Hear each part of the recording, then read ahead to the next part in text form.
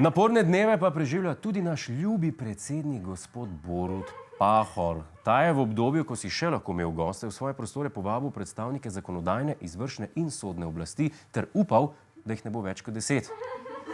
Kako bi ga Kacin kregal? Sestanka pa predsednik Pahor ni sklical samo zato, da ga lahko drugi tegajo na svojih fotkah, ampak je zanj imel tehten razlog. Pahor je srečanje sklical zaradi pisma predsednika Vrhovnega sodišča Damjana Florjančiča, v katerem je ta opozoril na neprimerno komunikacijo najvišjih predstavnikov vladajoče koalicije. Predstavnikov vladajoče koalicije? Za katere predstavnike vladajoče koalicije bi prav šlo? Koga pa imamo v vladi, ki komunicira na neprimeren način? Po mojem, kakšnega nižjega uradnika, nevajenega politične korektnosti, pa brez izkušenj s komuniciranjem na tako visokem nivoju. Pisma, dosti imate uganke, režija, dajte mi pokazati do. Jaz lahko ta problem osvetlim tudi z druge strani. Tudi po zaslugi nekaterih, ki sedijo za to mizo.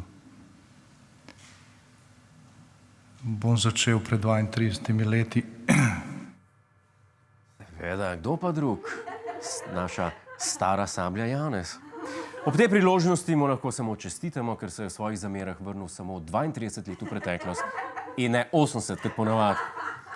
Poleg gostitve visokih gostov pa je predsednik Pahor pred kratkim naredil tudi nekaj lepega.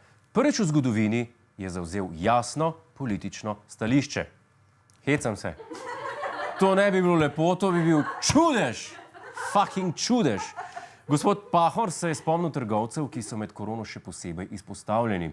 Če jim je do zdaj dajal zgolj jabolko za stehtat, jim je zdaj poklonil jabolko navdiha.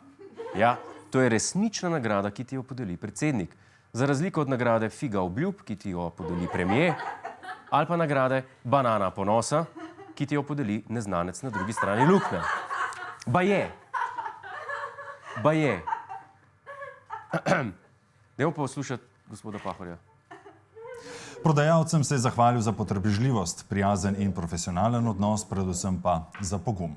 Prosil jih je, naj te vrline ohranijo tudi v razmerah, ki se nakazujejo v prihodnjih mesecih. Ja, predsednik republike se je prodajalcem zahvalil za pogum. Znova se je torej potrdilo, da na drugih cenimo predvsem to, česar sami nimamo.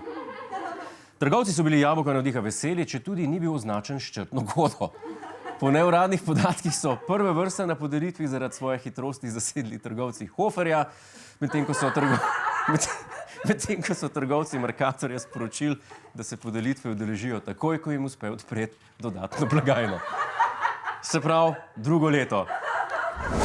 Hej, to je naš YouTube kanal, klikni na ta gumb in se naroči, da boš na tekočem.